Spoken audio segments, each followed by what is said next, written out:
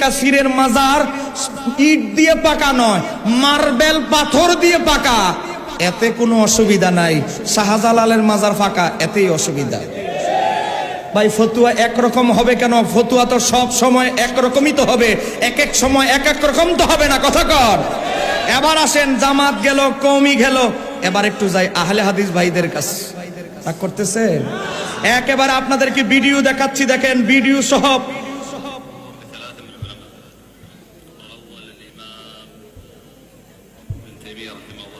এখানে 3টা কবর, এই যে দেখেন ভিডিও। 1 নাম্বার কবর হচ্ছে ইবনে তাইমিয়ার, মার্বেল পাথর দিয়ে খোদাই করা।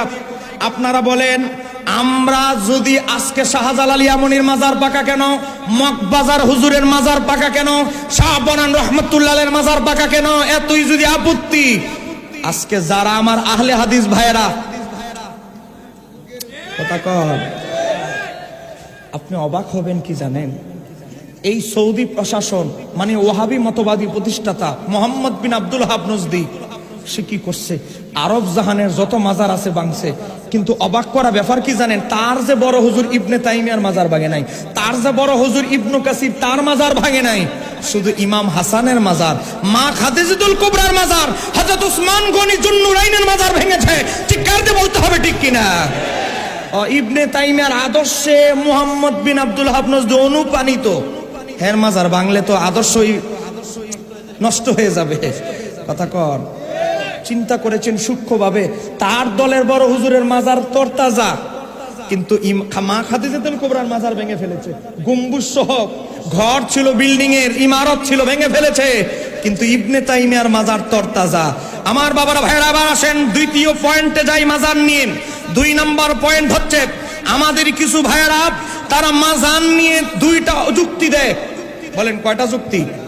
সময় খুবই কম, আমার কথাগুলো আরো 3টা পয়েন্টে কথা বলতে হবে। 2টা যুক্তি। 1 নাম্বার যুক্তি কি? তারা বলে সহিহ মুসলিমের হাদিসের ভিতরে এসেছে, আমার নবী বলেছেন হযরত আলী রাদিয়াল্লাহু তাআলাকে, হে আলী, আলী ও মদিনার অমুক যত কবর আছে উঁচু কবর, সব কবরগুলো ভেঙে দাও। একটু জোরে কর না, নাউজুবিল্লাহ। এখন আমার ভাইয়েরা দলিল পেয়ে গেছে, এই যে দেখো দলিল, সহিহ মুসলিমের হাদিসের ভিতরে এসেছে। কি এসেছে? আল্লাহর নবী হযরতে আলী রাদিয়াল্লাহু তাআলাকে বলেছে সব উঁচু কবর ভেঙে দেওয়ার জন্য। সহিহ মুসলিম হাদিস নম্বর 970। আসলে হাদিসের রিয়েল ব্যাখ্যা কি আমি বলবো? আমার হাতে সময় আধা ঘন্টা, বলেন বলবো। এবার দেখেন এই হাদিসের আসল প্রেক্ষাপট কি ছিল, আর কি ব্যাখ্যা আমাদের নজদি ভাইয়েরা মানুষকে বোঝানোর চেষ্টা করছে। এবার দেখেন, আমার নবী যখন মক্কা থেকে মদিনায় হিজরত করে গেলেন, এটাকে বলা হয় হিজরত। এটাকে কি বলা হয়? আমার নবী যখন মক্কা থেকে মদিনায় হিজরত করলেন, আজকে এক কুলাঙ্গার বক্তা গত 1.5 মাস আগে বক্তব্য দিয়েছে আমার নবী নাকি মক্কা থেকে মদিনায় পালায়ন করেছে। আর একটু জোরে বলেন আমার নবী কি মক্কা থেকে মদিনায় পালায়ন করেছে না হিজরত করেছে? বলেন কার হুকুমে? এখন আমার নবীর শানে হিজরত পাল্টায়া আমার নবীর শানে যে পালিয়েছেন শব্দ ব্যবহার করেছে, আদব হলো না বেয়াদবি হলো?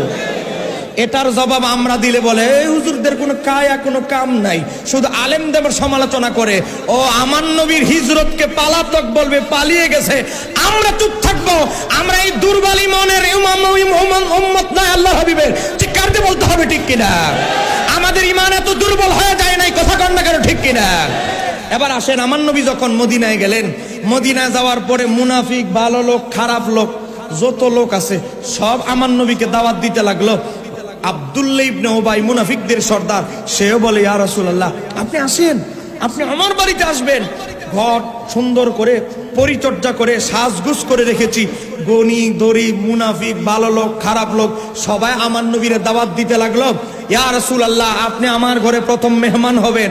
আমার নবী বললেন, আমার ওট